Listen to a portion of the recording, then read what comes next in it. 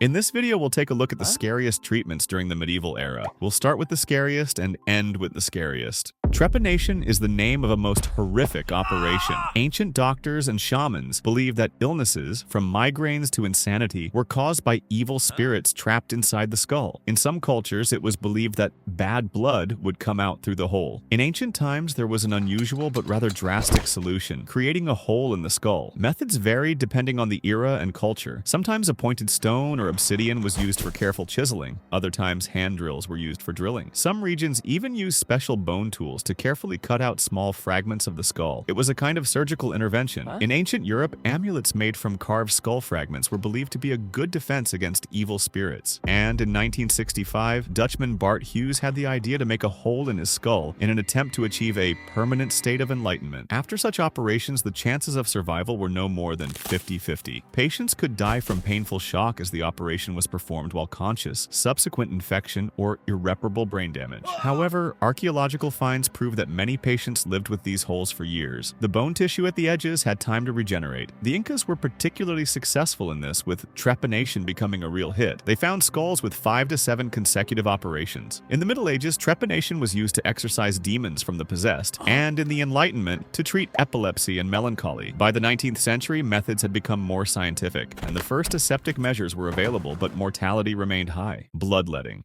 Ever since the time of Hippocrates, 5th-4th century BCE, doctors devoutly believed in the humoral theory, which stated that a person's health depended on the balance of 4 bodily fluids: blood, phlegm, yellow bile, and black bile. And in ancient Rome, the famous physician Galen developed an entire system of venous bloodletting, believing that different diseases required drawing blood from specific areas of the body. This was also called restoring harmony. In the Middle Ages, the method reached incredible scale. The procedure was performed not only by doctors, but also by barbers, monks, and even bathhouse attendants. The healer's arsenal included lancets and scarificators with 12 to 16 blades, glass cups for creating vacuum, leeches, sometimes up to 50 per session, and red-hot iron rods for cauterization. Quite a toolkit, don't you think? Particular cruelty marked the treatment methods for mental illnesses. Blood was let until the person simply collapsed unconscious, believing this to be cleansing the mind. Arab medicine had a practice of bloodletting from the jugular vein, which often ended in the death of the patient.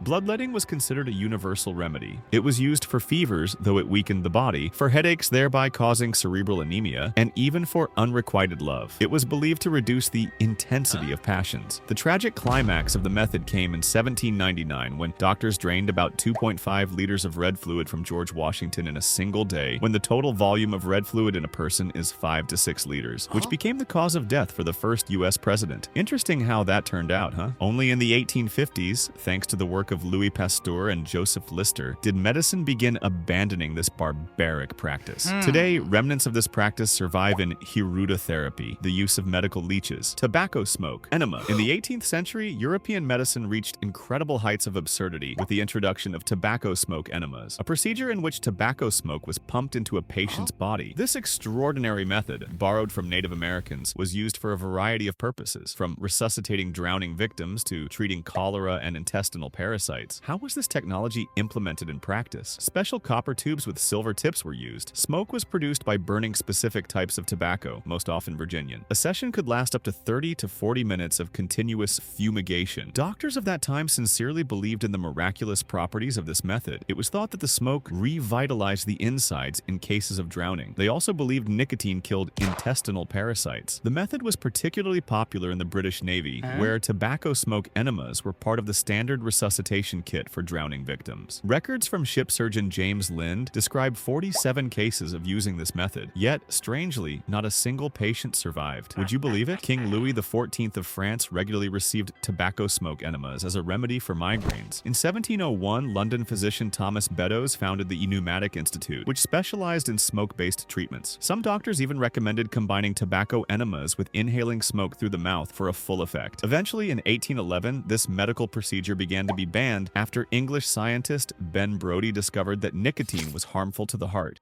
Tooth extraction before the era of anesthesia. In our world, there are people afraid of dental treatment, but imagine what it was like before. Better not imagine, but I'll tell you anyway. Until the mid-19th century, a visit to the dentist resembled torture. The role of dental practitioners was filled by barbers, blacksmiths, and wandering tooth pullers who used primitive tools like forged tongs and hammers. Anesthesia didn't exist. Patients were only offered a gulp of alcohol, or, at best, a blow to the head. And nobody complained about these methods back then. Everyone was fine with it. The procedure was conducted with brutal simplicity. The patient was tied to a chair, the bad tooth was gripped with pliers and yanked out. If the tooth resisted, they used a pelican, a special lever for extracting teeth with roots, or simply broke it into small pieces and removed them. If unsuccessful, they repeated the action again and again. The consequences were often worse than the original problem. Broken jaws, blood poisoning cases were common, among other complications. Wandering tooth pullers who traveled between fairs were particularly cruel. They turned tooth extraction into a spectacle. The patient was seated on a special chair before a crowd of spectators, with the procedure accompanied by jokes and magic tricks. For extra payment, some healers promised painless tooth extraction, which was the most brazen lie, though sometimes they used distraction techniques, a sudden clap or pinch, which might make the patient not feel the pain. After treatment, wounds were treated with alcoholic drinks, cauterized with red-hot iron. History knows cases where such manipulations led to patients dying from gangrene or sepsis. Extracted teeth were often given to patients as souvenirs. Some tooth pullers even wore necklaces made of pulled teeth as proof of their skill. Though personally, I'd be even more afraid of them. It wasn't until William Morton invented ether anesthesia in 1846 that dentistry began acquiring civilized features. However, many continued using barbaric methods for a long time, considering them more reliable. In remote areas of Europe, old-school tooth pullers practiced well into the early 20th century.